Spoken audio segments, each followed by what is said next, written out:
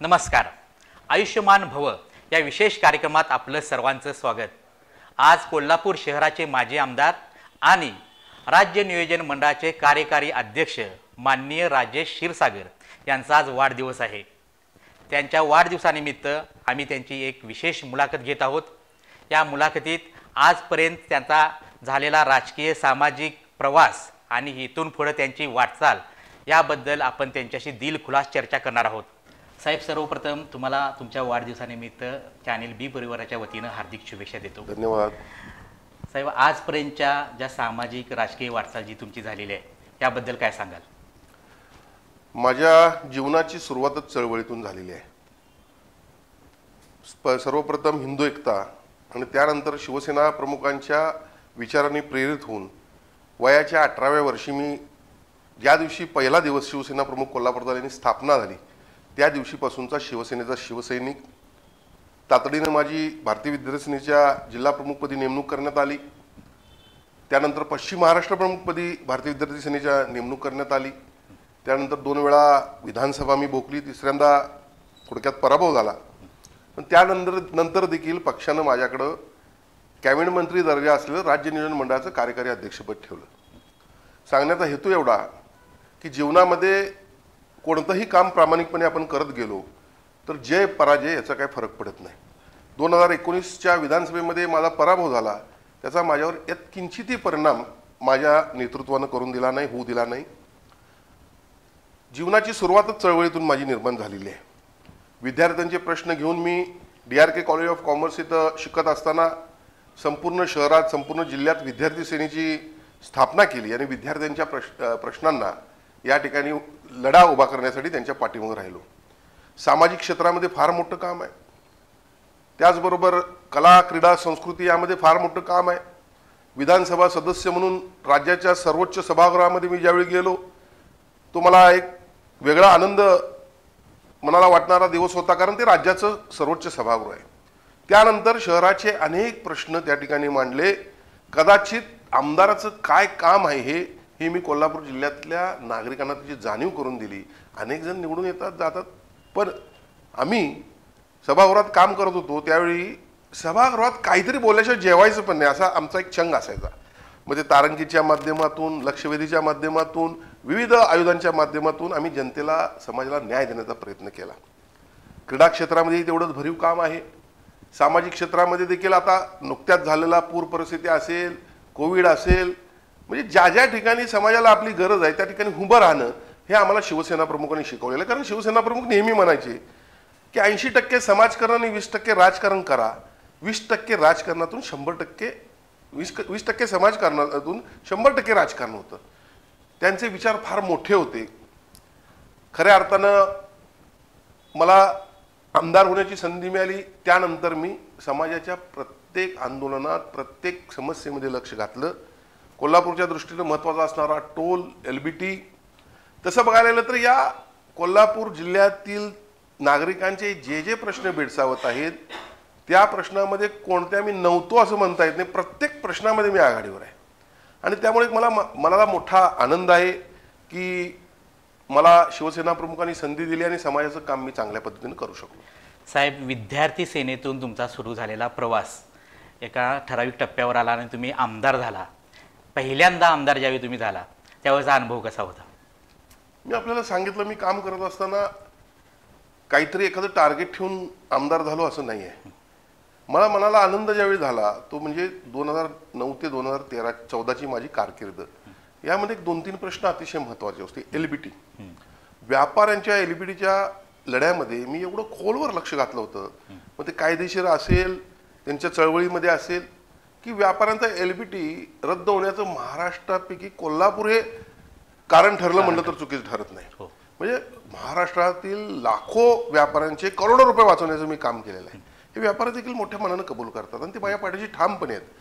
आज असो, मी उद्या नसो, परत निवडणुका लागली, मला खात्री आहे माझ्या कोल्हापुरातले सर्व व्यापारी एक संघपणे माझ्या पाठीमागे राहतील. टोलचा प्रश्न फार गंभीर होता.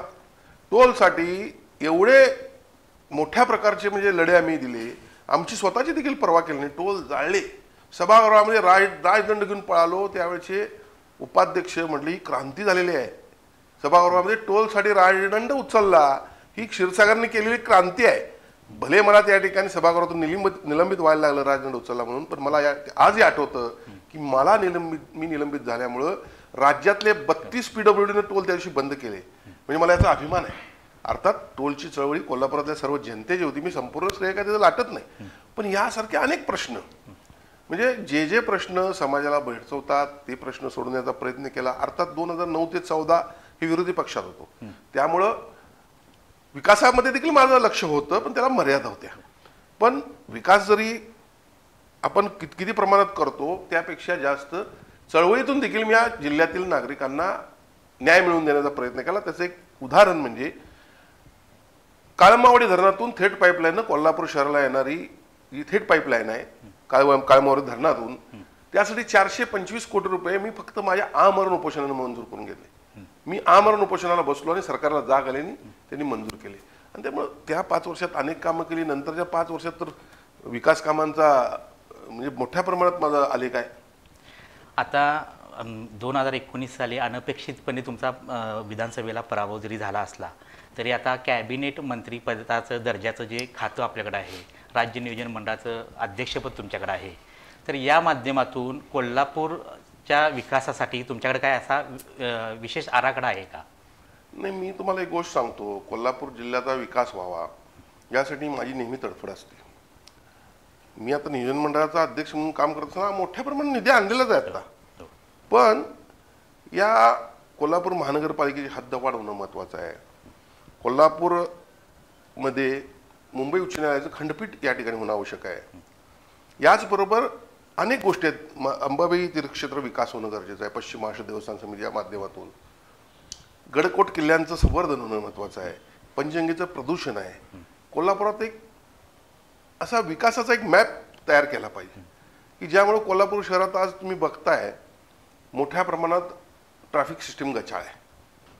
त्याचबरोबर शहरामध्ये overbridge, under bypass, basket bridge, चांगली क्रीडांगणं निर्माण करणे, चांगले बाग बगीचे निर्माण करणे, म्हणजे प्राथमिक सोयी सुविधा ज्या जनतेला मिळायला पाहिजेत. मग पाणी असेल, लाईट असेल, ड्रेनेज असेल, या सगळ्या गोष्टीचा एक मॅप माइंड तयार आहे. तर ज्या गतीनं साहेब विकास व्हायला पाहिजे त्या गतीनं होत नाही असं वाटत नाही का तुम्हाला? एक लक्षात घ्या, गेल्या 2 ते 2.5 वर्षामध्ये कोविडचं एक मोठं संकट आपल्यापुढे होतं आणि मग त्यावेळेला सरकारला प्राधान्य हे जनतेच्या निश्चितपणे प्राधान्य जनतेला दिलं गेलं पाहिजे. त्या रोगाला विरोध करण्यासाठी गेलं पाहिजे. त्यासाठी सगळा निधी खर्च झालेला आहे. गेल्या तर आता जर सन्माननीय मुख्यमंत्री शिंदे साहेबांची नियुक्ती झाल्यानंतर जर आपण पाहिलात तर आमूलाग्र बदल, मोठे मोठे निर्णय जे जनतेच्या हिताचे आहेत ते आपल्याला पाहायला मिळत आहेत. आपण दाखवता, स्टेट लेवलची सगळी सेंट्रल लेवलची चॅनल्स दाखवतात, वर्तमानपत्रातून आपण पाहतो. आणि त्यामुळे पुढच्या काळामध्ये आपल्याला निश्चितपणे मी या ठिकाणी ग्वाही देतो की कोल्हापूरसह महाराष्ट्राचा मोठ्या प्रमाणात या ठिकाणी विकास आपल्याला झालेला दिसेल. राज्यात आता नुसतंच सत्तांतर झालं आणि मुख्यमंत्री एकनाथ शिंदे यांच्या बाळासाहेबांची शिवसेना या पक्षाबरोबर तुम्ही आता गेलात, म्हणजे एकनाथ शिंदे साहेबांच्या बरोबर आता तुम्ही आहात. या भूमिकेबद्दल तुम्ही काय सांगाल? मी आपल्याला या ठिकाणी अगदी प्रामाणिकपणानं सांगतो, मातोश्री आमचं मंदिर आहे. शिवसेना प्रमुख आणि उद्धवजींना आम्ही दैवतच मानतो, आज देखील मानतो. पण एकनाथजी शिंदे माझे राजकीय गुरु आहेत. एक लक्षात घ्या, 2014 ते 19 दरम्यान अर्थात त्यावेळेची परिस्थिती असते, राजकीय मला कुणाला नावं ठेवायची नाहीत, पण त्यावेळच्या परिस्थितीनुसार सन्माननीय उद्धवजींनी त्या ठिकाणी काँग्रेस आणि राष्ट्रवादी आघाडीबरोबर जाण्याचा निर्णय घेतला. एक गोष्ट आपण लक्षात घेतली पाहिजे, त्या तत्कालीन म्हणजे त्यावेळेचे निर्णय होते. आम्ही देखील उद्धवजींना काही बोलू शकलो नाही. पण पुढचा काही काळ पाहिल्यानंतर प्रचंड मोठ्या प्रमाणात जनतेमध्ये रोष निर्माण व्हायला लागला. त्याचं प्रमुख कारण म्हणजे माइंडेड भाजप आणि शिवसेना युतीचा होता आणि शिवसेना काँग्रेस आणि राष्ट्रवादीवर गेली. लोकांनी काही प्रमाणात मान्य देखील केलं. पण जसं जसं राज्य हाकायला सुरुवात झाली तसं तसं सन्माननीय उद्धवजींनी मातोश्रीवर जेव्हा टीका करायला लागल्या त्यावेळी आम्हाला वाटत नव्हतं सन्माननीय उद्धवजींनी या पदावर राहावं. कुणीही खालच्या दर्जाची टीका करणे आणि आम्ही काही करू पण शकत नव्हतो. आणि आपण जर पाहिलं तर सातत्यानं मांडणी होते की 2019 आणि 2000 ज्या वेळेला आमचं 22ला सत्तांतर झालं त्या दरम्यान काँग्रेस आणि राष्ट्रवादीनं शिवसैनिक आणि शिवसेनेचे आमदार खासदार यांची किती मोठ्या प्रमाणात या ठिकाणी प्रचंड मोठ्या प्रमाणात कोंडी केली. निधी नाही, निवडून आलेल्या आमदाराच्या विरोधात नवीन उमेदवार तयार करायचा. हे सगळं आम्ही सातत्यानं सन्माननीय उद्धवजींना सांगत होतो की यामधनं काहीतरी मार्ग काढला पाहिजे. आणि आपला ॲक्च्युअली मित्रपक्ष जो आहे, नॅचरल युती जी होती ती भाजप शिवसेना आहे. आपल्याला त्यांच्याशी चर्चा करून त्यांच्यावर जाणं गरजेचं आहे. पण काही प्रमाणात थोडं ते आम्ही यशस्वी झालो नाही. अर्थात सत्ता आता नवीन आलेली आहे, मी शिंदे साहेबांच्यावर गेलो म्हणून त्यांना विसरलो असं नाही आहे, ते आमचं दैवतच आहे. पण काही वेळेला स्पष्ट भूमिका असावी लागते. आपल्याला माहीत आहे 2022च्या सुरुवातीला एप्रिलला, मला वाटतं जानेवारीला, नोव्हेंबर डिसेंबरला कोविडच्या काळामध्ये 2020ला का 21ला माझे आमदार माझ्या विरोधात निवडून आलेले जाधव साहेब त्यांचं निधन झालं. कोल्हापुरातील माझे कार्यकर्ता आणि जनता यांच्याकडून मोठा रेटा होता मला की कुठल्याही परिस्थितीत आपण निवडणूक लढवायची. अनेक पक्षांकडून मला ऑफर होत्या की आमच्याकडून या लढा. पण मी प्रामाणिक कार्यकर्ता आहे. मी माझ्या नेतृत्वाला त्रास व्हायला नको म्हणून मी मोठा त्याग केला. मी विधानसभा लढवली नाही. ज्या पद्धतीनं महाआघाडीचा उमेदवार या ठिकाणी दिला, कदाचित जर मी त्या उमेदवारावर नसतो तर रिझल्ट वेगळा दिसला असता. पण प्रामाणिकपणानं उद्धवजी ठाकरे हे माझं दैवत, मी आज देखील म्हणतो माझ्या दैवतानं मला सांगितलेलं की यांना निवडून आणायचं आहे. ह्या प्रामाणिकपणानं मी त्या ठिकाणी काम केलं आणि ती सीट निवडून आणली.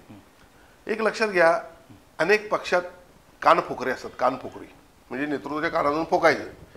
नेतृत्वानं त्याचा विचार केला पाहिजे की माझा कोण प्रामाणिक कार्यकर्ता आहे. हे विनायक राऊत वगैरे सारखे आता निवडणुकीत ते इथं होते. काय विनायक राऊतला बघून इथं मतदान झाले का? मी त्याग केला.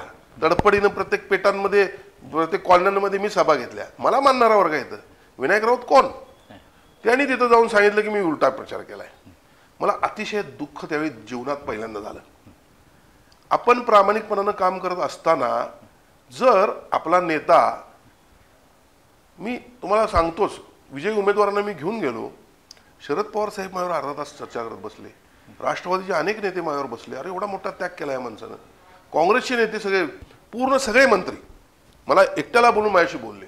म्हणजे एवढा मोठा मला अभिमान वाटला. आणि दुसऱ्या दिवशी ज्यावेळी वर्षा बंगल्यावर मी भेटायला गेलो उद्धवजींना, त्यावेळी त्यांच्या म्हणजे मला मनात पाल चुकली की यांचं माझ्याकडे बघणं थोडं चुकीचं होतं. माझ्या बाबतीत काहीतरी कुणीतरी हे केलं तर ते विनायक राऊत होते.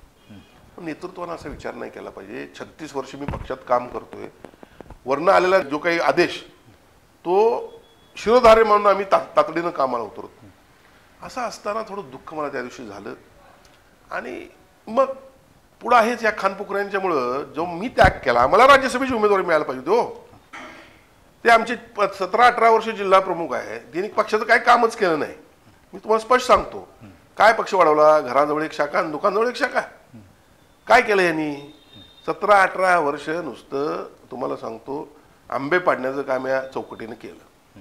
त्यांना राज्यसभेची उमेदवारी दिली. मला आनंद आहे. मी ते देखील सहन केलं. पण बघा, देव वर्ण बघत असतोय. आमचा देव शिवसेना प्रमुख वरती आहेत. त्यांनी वर्ण बघितलं की या लोकांनी माझ्या निवडणुकीमध्ये मला काय विरोध केला. संजय पवारनी मला विरोध केला म्हणजे तुम्ही धनुष्यबाणाला मतदान केलं नाही, म्हणजे तुम्ही मोठं पाप केलं होतं, त्यामुळे तुमचा पराभव त्या ठिकाणी झाला. शिवसेना प्रमुख वरती बसले, आमच्याकडे देखील बघतायत.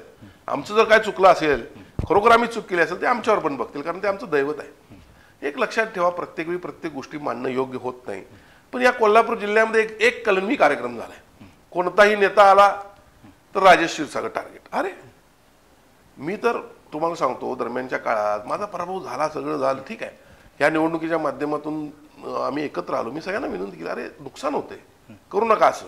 नाही, स्थानिक पातळीला तुम्हाला सतत लक्ष केलं जातंय, तुमच्यावर वेगवेगळे आरोप केले जात आहे, थोडक्यात तुम्हाला टार्गेट केलं जातं, याबद्दल तुम्ही काय सांगा? एक लक्षात घ्या, आपण ज्यावेळी कामात राहतो आणि आता आपल्याला प्रत्येकाला असं पुढचं जर आपण कॉम्पिटिशन निर्माण होतं असं वाटत असलं, मग मंत्र्यांना त्यावेळी मी वाटत असेल मी कॉम्पिटिशन नको.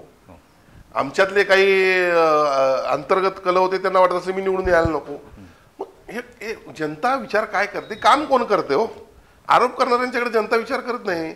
आरोप करणारा आरोपच करत राहतोय. त्यानं सांगावं या कोल्हापूरसाठी काय केलंय. अहो मी 10 वर्षात फार मोठे त्याग केले हो.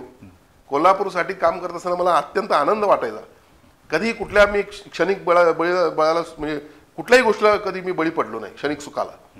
ज्या वेळेला जनतेत टोल असेल एलबीटी कित्येक गोष्टीत किती काय काय लोकांचे ऑफर असायचे आम्हाला, पण निश्चितपणे तुम्हाला सांगतो मनाला आनंद होईल असं आम्ही काम केलं. आणि ह्याने काय केलं, आमच्यावर आरोप करणारे आरोपच केले ना. आता बघा कसं आहे, ह्या लोकशाहीनं प्रत्येकाला आरोप करण्याचा, पण जनता उड्या डोळ्यानं पाहती. एक लक्षात घ्या 2019चा पराभव माझा दुर्दैवानं झालेला आहे, मला ते अत्यंत वाईट वाटलं. पण त्यामध्ये तुम्हाला सांगतो मतदानानंतर कळून चुकलं. पराभव म्हणजे ज्या दिवशी माझ्या निवडणुकीचा निकाल लागला त्याच्या दुसऱ्या दिवशी मी आंदोलनाला बाहेर होतो. जनतेला कळून चुकते की बाबा काहीतरी चूक आपली झालेली आहे. निश्चितपणे आता येणाऱ्या कुठल्याही निवडणुकीमध्ये बघा मला जनता भरभरून मतांनी निवडून देणार आहे, कारण त्यांना माहीत आहे अरे पदावर नसला तरी हाच आहे, पदावर असला तरी हाच आहे, गोरगरिबांसाठी हाच आहे, मेडिकल हेल्पसाठी हाच आहे, कुठल्या गोष्टीसाठी मी नाही. पूर आला तरी मीच आहे, कोविडला मला मीपणा करायचं नाही, पण मला तो आनंद आहे. जनतेसाठी धावून जावं ही माझी भूमिका आहे. आणि मग आरोप करणार करून द्या, जनता उघड्या डोळ्यानं पाहती. आता शिवसेनेत आता उभी फूट पडलेले आहेत, 2 गट पडलेले आहेत. आत्ता एक कट्टर शिवसैनिक म्हणून उद्धव ठाकरे आणि एकनाथजी शिंदे एकत्र यावेत असं वाटते. मला आम्ही हे व्हायला नको म्हणून पहिल्यांदाच प्रयत्न केला होता. मला देखील अत्यंत वाईट वाटलं होतं त्या गोष्टीचं. पण शिंदे साहेबांनी देखील वेळोवेळी या सगळ्या सूचना सन्माननीय उद्धवजींना दिल्या होत्या. एक लक्षात ठेवा, आमच्या नेतृत्वाची एक चूक आहे. हा आला तर येऊन दे, तो गेला तर जाऊन दे. अरे 36, 40, 50 वर्ष योगदान आहे लोकांचं, सामावून घ्यायला पाहिजे. म्हणजे एकदा तुम्हाला कोल्हापुरात एक घटना घडलेली माहीत असेल. एकदा निवडणूक होती एक लोकसभेची, संभाजीराजे वर्सेस सदाशिवराव मंडलिक. शरद पवार जाणते नेते, पण ते कसे काय बोलले मला माहित नाही, पण महाराणा प्रताप चौकात ते आले आणि मंडलिकांच्या बाबतीत बोलले बैल आता खोडा झालाय त्याला बाजूला करा, म्हणजे बैल म्हातारा झालाय त्याला बाजूला करा. लोकांनी त्या ताकदीनं मंडलिकांना मतदान केलं, लक्षात घ्या. आणि त्यामुळं कसं असतं की याच्यामध्ये या सगळ्या गोष्टी विचार करून वागावं लागतं. जनतेला माहित आहे कशामुळे वेगळं झालेले, शिवसैनिकांना माहित आहे कशामुळे. आणि कोल्हापूरचा जर विचार केला तर 2-4 लोक जर नुसती मी महान आहे असं संबंध, ते कोण आहे त्यांच्याकडं. दोन्ही खासदार आमचे, आमदार एक होती आमच्याकडे, जिल्हा प्रमुख सगळे. आता ताकदीनं आम्ही काम करतोय. आता येणाऱ्या ग्रामपंचायती असतील, एखाद्या पंचायत समिती असतील, येणाऱ्या जिल्हा परिषद असतील, विविध निवडणुका, बाजार समिती असतील, आम्ही ताकदीनं उतरणार आहोत. आता एकनाथ शिंदे यांची जी बाळासाहेबांची शिवसेना म्हणून जो आता पक्ष आहे याची कोल्हापूर जिल्ह्याची जबाबदारी आता तुमच्यावर आहे, तुमच्या खांद्यावर आहे. आता तुम्ही म्हटल्यानुसार जिल्हा परिषद, पंचायत समिती किंवा आता कोल्हापूर महानगरपालिकेची पण आता निवडणुका होऊ घातलेल्या आहेत. या अनुषंगानं तुम्ही काही वेगळे असं नियोजन केलेलं आहे का? एक लक्षात घ्या, मी राज्याचं काम पाहतोय. मला 16 जून 2019ला सन्माननीय तत्कालीन मुख्यमंत्री देवेंद्रजी फडणवीस यांनी या राज्याच्या नियोजन मंडळाचा कार्यभार दिला. अर्थात सन्माननीय उद्धवजींनी तो त्यांना द्यायला लावला होता. 2019ला माझा पराभव जरी झाला तर उद्धवजी ठाकरे ज्यावेळी मुख्यमंत्री झाले त्यावेळी त्यांनी मला स्वतः बोलवून सांगितलं, राजेश मी सगळी महामंडळ बरखास्त करतोय, तुमचं एकट्याचं ठेवणार आहे. त्यांनी मला कंटिन्यू, मला त्यांच्याबद्दल आदर आहे. किंचितही कुठलंही त्यांच्या बाबतीत माझ्या मनात पाप नाही. त्यानंतर आता पुन्हा एकनाथजी शिंदे साहेब आले. एकनाथजी शिंदे साहेबांनी परत मला त्या पदावर आता कायम केलेलं आहे. अधिकार वाढवण्याच्या दृष्टीनं आता नियोजन मंडळाचं मित्रामध्ये फॉर्मेशन होतंय आता. आणि त्यामध्ये देखील मला मोठी संधी त्यांनी कामाची दिलेली आहे, मोठे अधिकार वाढवलेले आहेत. आणि त्यामुळं मला राज्याचं मोठ्या प्रमाणात काम लागलेलं आहे. मी जिल्ह्यावर जिल्हा प्रमुख नेमलेले आहेत. खासदारांची आता त्यांच्या मतदारसंघामध्ये ते लक्ष घालतील, आमदार त्यांच्या मतदारसंघामध्ये लक्ष घालतील. कोल्हापूर महानगरपालिकेचा विषय हा आम्ही सगळ्यांनी मिळून करणार आहोत. बाकी राहिलं आता प्रत्येकाला आम्ही कामं जबाबदाऱ्या ह्या डिवाइड करून दिलेल्या आहेत. आणि मला खात्री आहे की येणाऱ्या निवडणुकीमध्ये त्याची प्रचिती आपल्याला पाहायला मिळेल.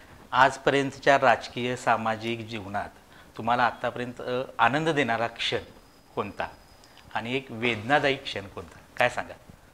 नाही, असं आपण प्रत्येक गोष्टीत आनंदच पाहिला तर जे काही आपण चांगलं काम करतो त्यात आपल्याला आनंदच असतो. पण निश्चितपणे एक गोष्ट आपल्याला, आपण असं जे आनंद म्हणतो, मी माझ्या जीवनामध्ये आनंदीच आहे. मी माझ्या घरातली मंडळी असतील, माझ्या मिसेस असतील, दोन्ही मुलं असतील, सूनबाई आहेत, नातवंड आहेत. मिसेसनं मला पहिल्यापासून या माझ्या राजकीय याच्यात पूर्ण ताकदीनं साथ दिलेली आहे. महिलांचं ऑर्गनायझेशन असेल, मुलांनी युथचं ऑर्गनायझेशन केलं.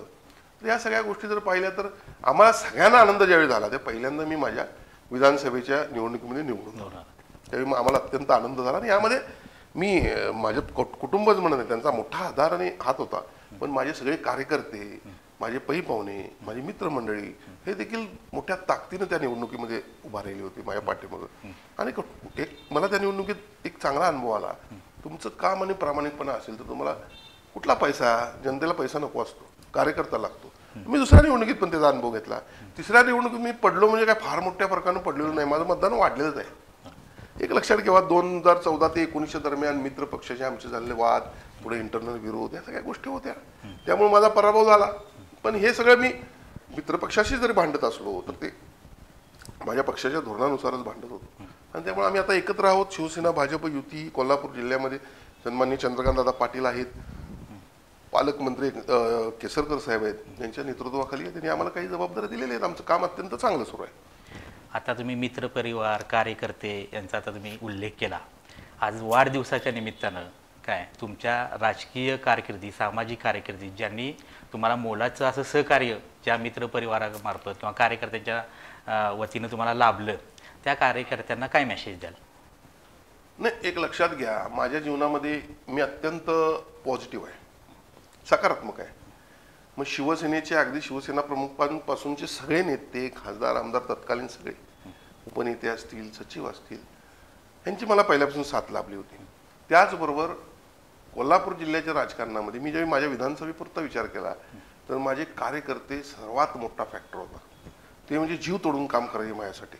कुटुंब तर होतंच, मित्रमंडळ पण काम करत होतं, पण एक त्याला ठराविक मर्यादा असतात. मित्रमंडळींना यात जास्त घेऊन चालत नाही, निवडणुकात ते काम करतात.